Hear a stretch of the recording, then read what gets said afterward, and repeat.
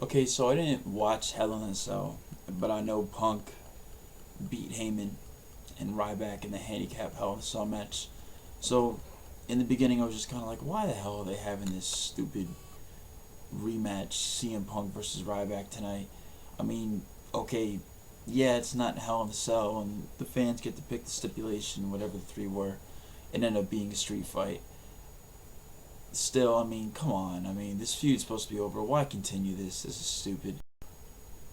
Then John Cena makes his entrance.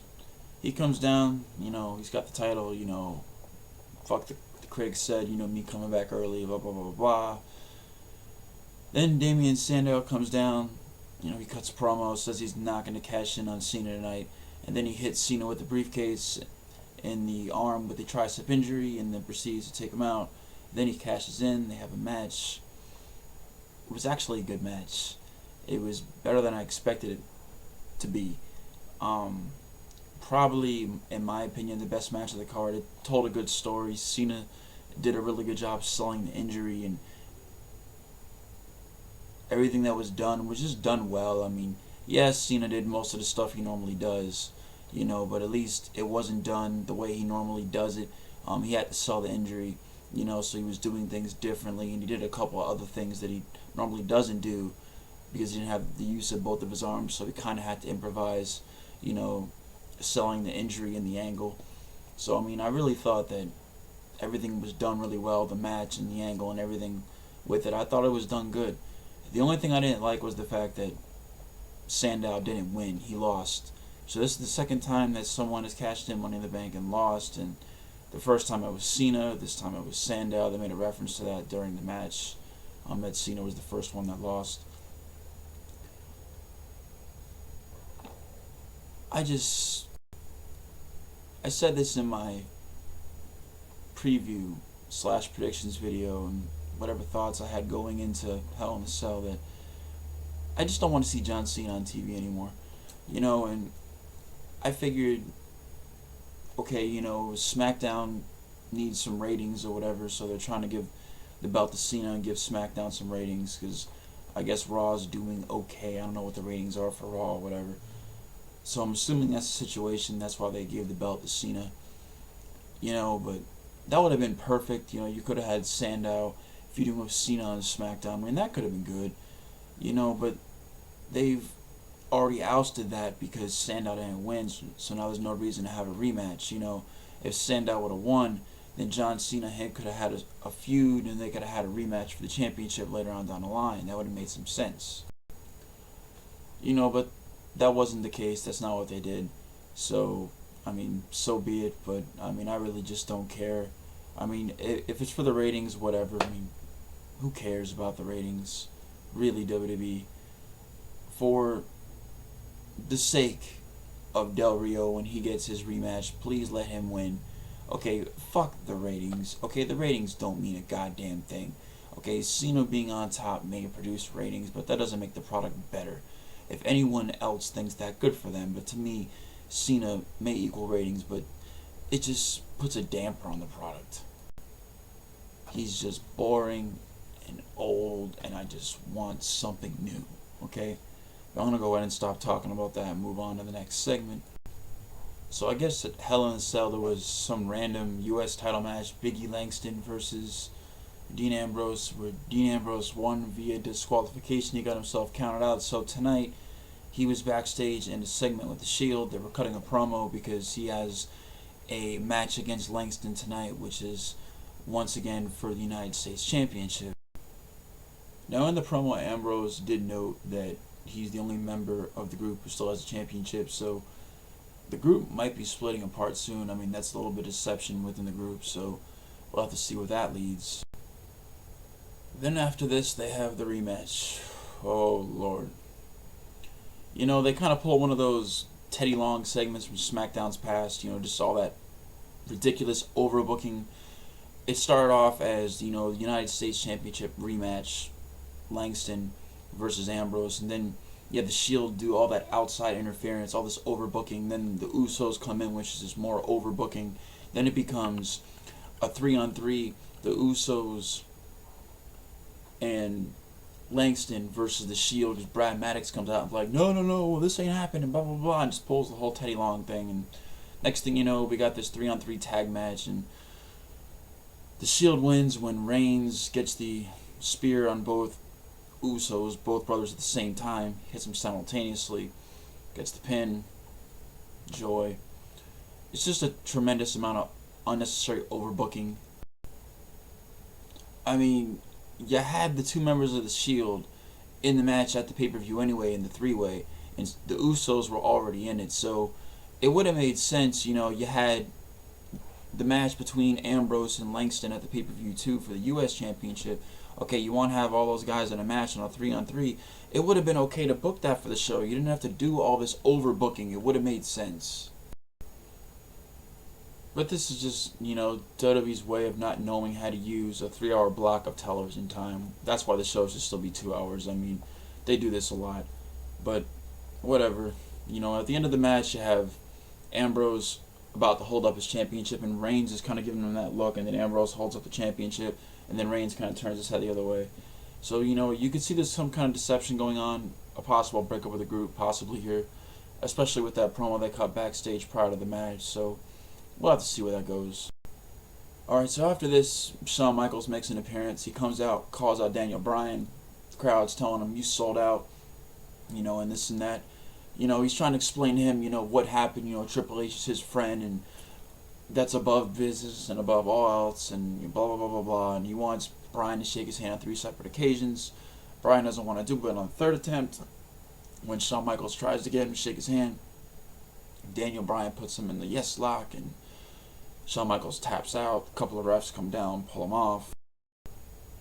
I mean, if this is their way for trying to make some redemption on him, in terms of the fact that he lost to Randy Orton at the pay-per-view due to all that fucking overbooking, okay, then this didn't work.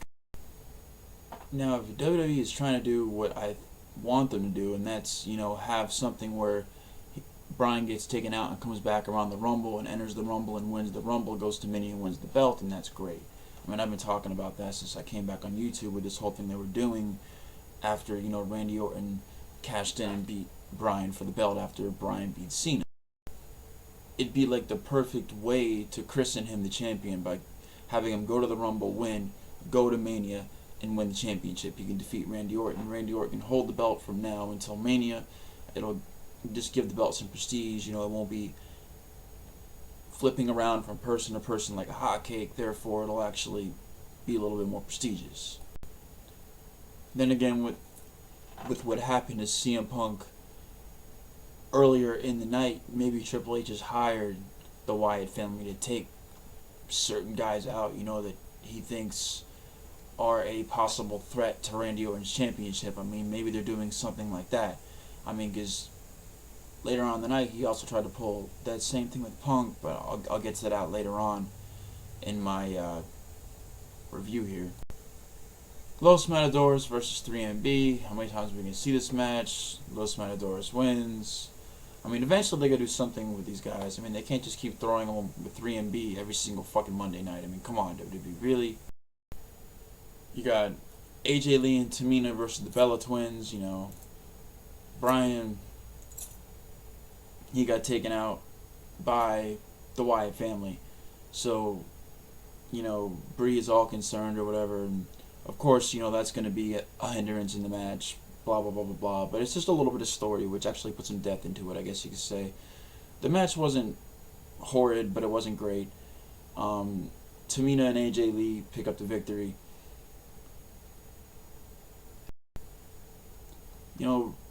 Bree, being close with Bryan and all this story over here and all this is just kind of taken away from whatever she's doing with the Divas. So, I mean, there was no development for anything for the Divas in this show, which was kind of sad. Alright, Kane versus Miz. Alright, Kane got taken out by the Wyatt family, at SummerSlam, so what the hell is he feuding with the Miz for? I mean, what was the point of this? He interfered, in the Miz-Wyatt feud. He came out, took out the Wyatts at Hell in the Cell, or whatever happened, then he took out the Miz. I didn't see the show, so I'm not really sure what happened. So now him and Miz are having this match tonight, And Kane makes short work of him just to grab the mic and not call out the Wyatts, just call out Stephanie. Which also leads me to believe that the Wyatts are in cahoots with Triple H and Stephanie and just taking guys out. And I think that's what Kane was just doing, was just there just to take somebody out. And Kane calls out Stephanie, like, here, I'm yours. And he just walks up the ramp to where Stephanie is, because she's not going to come down to the ring. He just takes off his mask and just hands it to Steph and walks in the back. So it's like, she owns Kane. So just kind of stating the obvious. Then WWE's attorney, David Otunga, Joy to the World, reads the statement submitted by Big Show's lawyer. Hey, who gives a shit? Why don't they just have the bedpan match in a nursing home and just get it over with? I mean, really, WWE, really? This whole storyline is even bigger than the WWE Championship, and that's proven at the end of the show. Alright, so CM Punk comes out, he cuts a promo for the match he's having with Ryback. It ends up being a street fight voted by the fans on WWE app. It was a street fight, I mean, whatever. It was good for what it was. I enjoyed it. It was definitely entertaining. Punk picks up the victory. After this, the Wyatt family comes out and they take out Punk. So, like I said, it seems, that it wasn't just Bryan, it was also Punk. So it looks like, they're just going around taking out guys. So it seems they might have been hired by Triple H or whatever the hell's going on, something in that scenario. Maybe they're just doing it to have fun. I mean, who the hell knows? I mean, good for them. Hopefully they'll explain this eventually. That would be the nice thing to do. Alright, then we get a tag match, the Rhodes Brothers versus the Real Americans. Wasn't that bad. It had a little bit of time, not too much time, but it was good for what it was. The Real Americans pick up the victory. Probably going to set up a feud between the two groups, which is good. This gives some more depth to the show. Hopefully they actually go somewhere with this. I mean, hell, you have a team that has a victory over your tag team champions, so this would be a good way to start a feud. Alright, then Del Rio comes out, cuts a quick promo. He basically comes out and says, since Cena retained the belt against Sandow tonight, which, I mean, he still was the previous championship holder, so he should be entitled to some kind of rematch clause anyway, but for whatever reason he said that, because John Cena is still the champion, he has a rematch clause, and he's going to get his rematch, and he's going to break Cena's arm, he's going to win the title. Short, sweet, to the point, great. Summer versus Natalya. Summer Rae's not half bad. The match wasn't terrible, it wasn't great, but it wasn't anything fantastic either. Lots of overbooking. Yeah, Khali and Hornswoggle and Van Dangle all at ringside. There's a lot of overbooking in this. But it's just filler. It's just what it is, I guess. This is some random shit they just have on the show just to take up time. So it is what it is. So this segment was just another way for WWE to take up more of that 3-hour block of time that they have no idea how to use. That's all this was, because they had no storyline committed for that time. After this, we get the whole locker room just kind of comes out on stage. They're all, on the entrance ramp. And then you have Triple H and Stephanie and the Shield come down to the ring. And then after this, they call out Randy Orton after cutting a quick promo on him. Randy Orton comes down. He uses his, Cybertronic Terminator / Robocop Death Child of the two type microphone skills, that monotone style of promo that he uses garbage, and I hate listening to him. It's so fucking boring. Okay, he's worse than I am on the damn microphone, for the love of everything holy. Come on. But for what, how many fucking years now, and he still sounds monotone as hell on the damn microphone. I mean, come on, dude.